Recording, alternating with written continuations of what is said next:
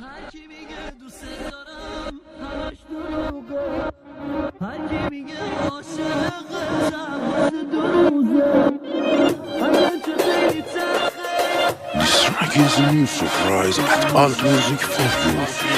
Harry Transform, Afshin Azari, Vocaliz, Ali Reza, Rozegar.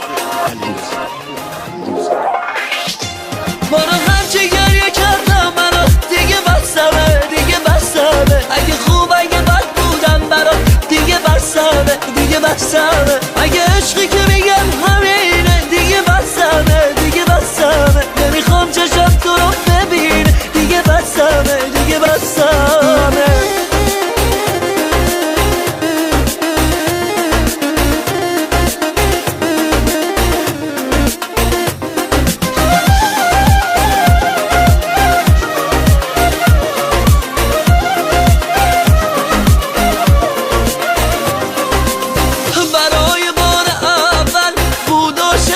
شدم من از روی سادگیم بود که خواب تو شدم من، از تو جدای لحظه چجوری می شدم من. تو که میگفتی فقط با من میمونی، ولی اینو نگفتی همش با اینونی. خیال کردم منو یه دلم سنگ صبوری، خیال کردم که تا آخر میخوای با من بمونی.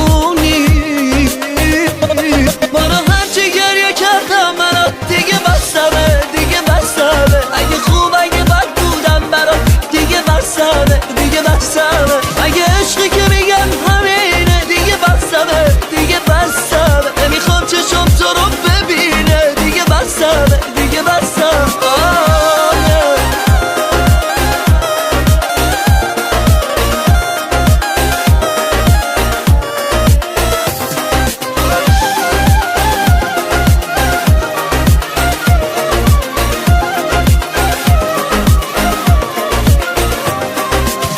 هر کی میگه دوست دارم همش دروغه، هر کی میگه عاشقتم واسه دو روزه.